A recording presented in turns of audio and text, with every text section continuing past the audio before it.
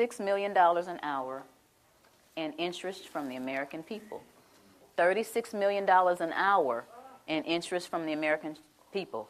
My children, my 2 children, were born $86,000 in debt based on the national debt. Now, why am I going to take away from those children to give to somebody that is going to be born in 2030? That's not going to happen. So that was my decision. It was very easy. You know, you think about stuff like fear. Oh, the IRS is going to get you. They're going to take your stuff. That's not important to me. Stuff's not important to me. My children are important to me. I'm one of those mothers that will roll up her sleeves with one leg and try to whoop you if you mess with my children. And I think that a lot of mothers are like that. So this is what my decision was. And I went on and started educating people. One of the things that people asked me once I made this decision and started talking about it, how are we going to run the country without the income tax? I don't know how much Dan got into it, but the Grace Commission report that Ronald Reagan put out in 1984, says that none of the money collected in income tax goes towards running the country. But the bottom line is it's not going towards running the country, so you patriotic people out there, you've been fooled. Beardsley Rummel, he was Federal Reserve Chairman back in 1946, did a speech before the American Bar Association. The title of his speech was Taxes for Revenue Are Obsolete.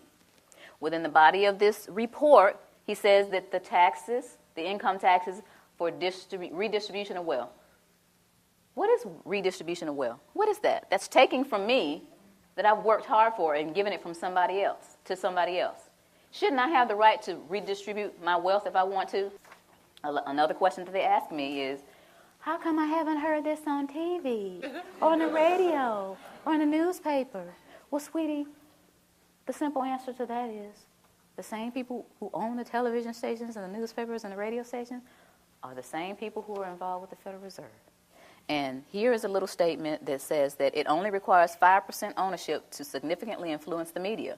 Rockefeller is one of the original shareholders of the Federal Reserve. As early as 1963, the House Banking Subcommittee reported that Rockefeller, through Chase Manhattan Bank, controlled 5.9% of the stock in CBS and the bank and gained interlocking directorates with ABC. I went all the way through high school, all the way through college, all the way through testing for the CPA, and all this IRS training and didn't hear about any of this. You think they want this information out here for you guys to eat up and chew up and find out what's really going on? I don't think so. Now, another one. Why don't we just tell our elected officials about this? And to make a really long story short, the We the People Foundation, the same people that put out this ad, put together a hearing. And these 40 researchers were going to ask the IRS and the DOJ these questions, and we're going to have this big meeting in Washington called the Truth and Taxation Hearings. Okay? So we got together with 537 questions. So we sent them the 537 questions so they could research and have the answers, and what did they do? They reneged on coming. They signed off on it, but they reneged on coming. So you all didn't get to hear the truth. We went on and had the hearings anyway, put it on CD, marched around Washington, giving it to all 535 congressmen and senators. Please look at this information. We got stupid responses back like, thank you for visiting our offices in Washington. The next time you come to Washington, please visit us again. They don't care. Your presidents don't care. Another one that they ask me, or they'll say something like, well, this just sounds like it's some kind of conspiracy theory. Y'all hear that a lot? Okay.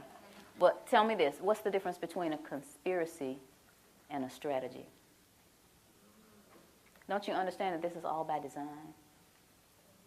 All this black, white stuff. You're white, I'm black, you know. You're a Democrat, I'm a Republican. You know, y'all heard of divide and conquer before, right? Why y'all letting them do it to us?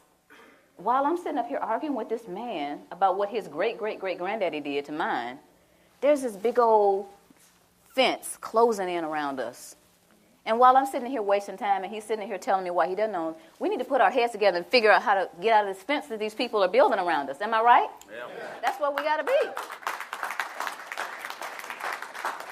Divide and conquer, we can't let that work anymore. It's been working all these years.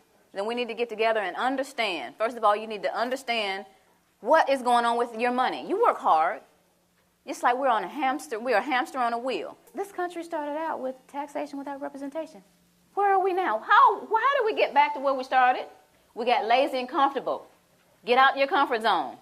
I never tell people to file a tax return. I never tell them not to file. I never tell people to pay taxes, and I never tell them not to pay. What I tell people is to do your own research, do your due diligence, and decide whether or not you're going to be a slave or get off the plantation. That's your choice. So in essence, you're wasting time. As long as you continue to feed the monster's going to grow. They're going to laugh in your faces. Any kind of cause that you have, anything that you're trying to do in your life concerning getting things back on track with our country, the way it's supposed to be, you're going to get laughed at because you continue to give them the money to do whatever it is they're doing to us. A lot of people don't care. A lot of people get the money taken out of their checks and they actually think they're getting, oh, I get back $3,000 every year. They don't take anything from me. I say, sweetie, look at your W-2. They took $14,000. They gave you back $3,000 of your own money. Oh.